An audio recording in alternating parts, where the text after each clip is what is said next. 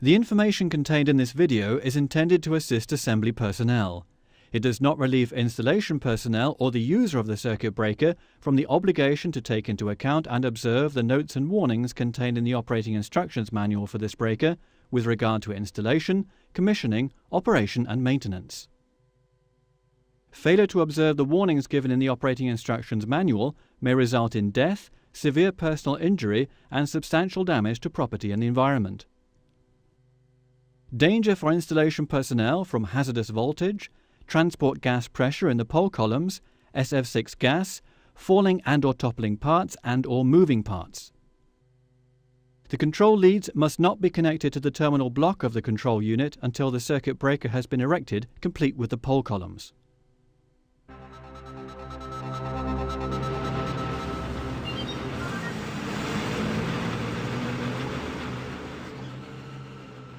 Assembly begins when the breaker is unloaded on site. The transport unit, consisting of the breaker base and operating mechanism and the 3 pole columns in a package, is hanging from 4 strops at least 4 meters in length. The connecting plates between the pole columns are loosened before the pole column package is separated from the rest of the transport unit. The 3 pole columns in their package are set down on firm ground, but are not yet unhooked from the suspension gear. The package with the 3 pole columns is taken apart and the 3 columns laid out next to one another.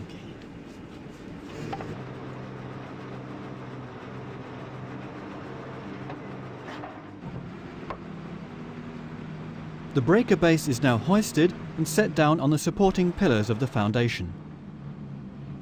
8 nuts and bolts are needed to bolt it together. By the way, the breaker frame can also be mounted on rollers. Use the spirit level to see if we've got things straight. To make it easier to connect the gas lines later, we now loosen the 3 filler plugs on the gas tubes in the breaker base. Before placing the pole columns on the base, we'll check the SF6 priming filling of the pole columns to make sure they're still gas tight. Undo the locking nut and then press the non-return valve in the flange very briefly. The hissing noise confirms it. There's transport pressure in the poles. They're tight. Now close the flange again. All 3 pole columns are checked in the same way. The hot galvanized bolts used for installation are first lubricated with Molykote. All the bolts marked with red paint are now replaced by the bolts in the accessories pack. These are tightened at the tightening torque specified in the operating instructions manual. Assembly begins with pole column B, which can also be recognized by the double lever on the corner gear. To avoid damaging the corner gear, place a piece of wood beneath it.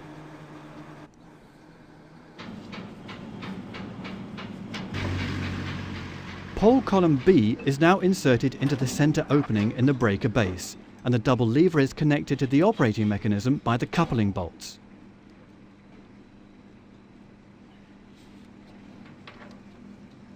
The flange on the pole column is bolted to the breaker base and the bolts tightened by hand. Release the 2 lifting eye bolts at the top of the pole column. You're going to need them for the next one. Here too, the red transport bolts have to be replaced.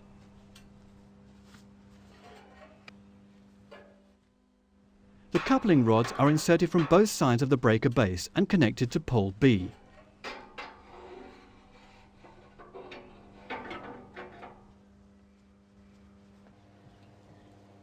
This involves removing the alignment bolt and then using the same bolt again to fix the 2 coupling rods in open position.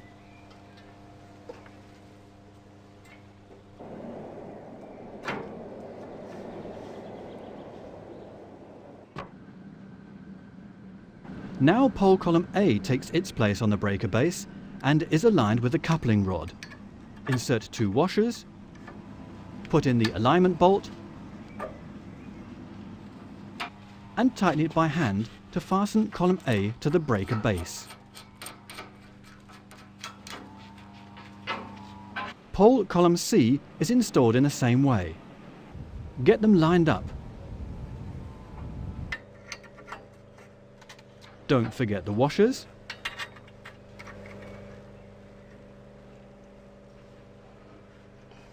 and bolt them together. We can now screw the 3 pole columns to the breaker base at the prescribed tightening torque.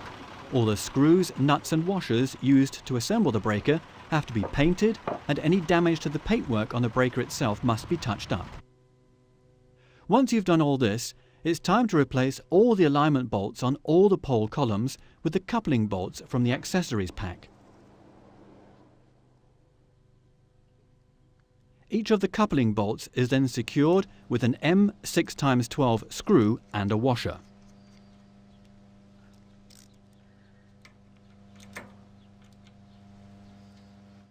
And now let's connect the SF6 pipes. Remove the sealing caps from the gas pipe and the flange on the pole column.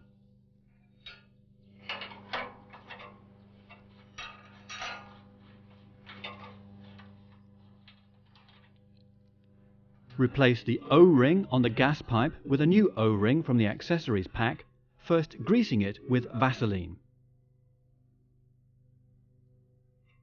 Make sure that all sealing surfaces and all parts used for assembly are spotlessly clean.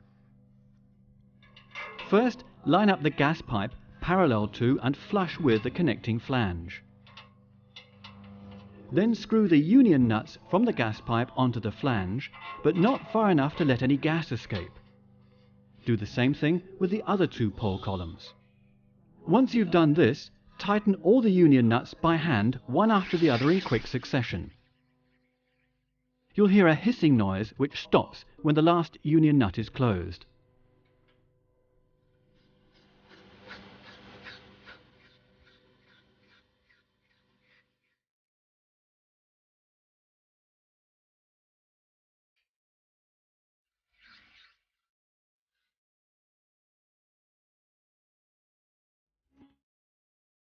Tighten all the union nuts at a tightening torque of 40 Newton meters. Put the sealing caps from the gas pipes and connecting flanges and the 3 alignment bolts in a safe place and keep them for future use.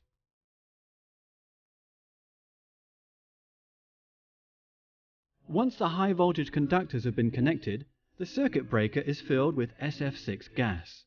A complete filling device with safety valve can be supplied with the breaker to enable you to fill it. Only specially qualified personnel are allowed to fill the breaker.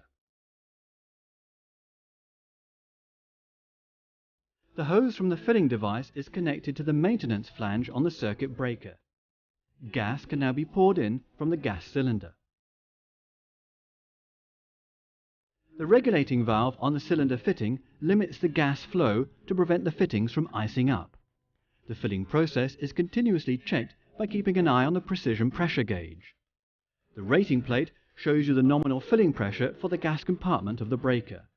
When filling up, the SF6 filling curve in the operating instructions manual must be observed. Once the nominal filling pressure has been reached, the filling device is removed and the filling flange closed tightly. Again, please make sure everything is perfectly clean. And now all the joints between the gas pipe system and the pole columns must be checked for leaks. You can use a leak detector to do this.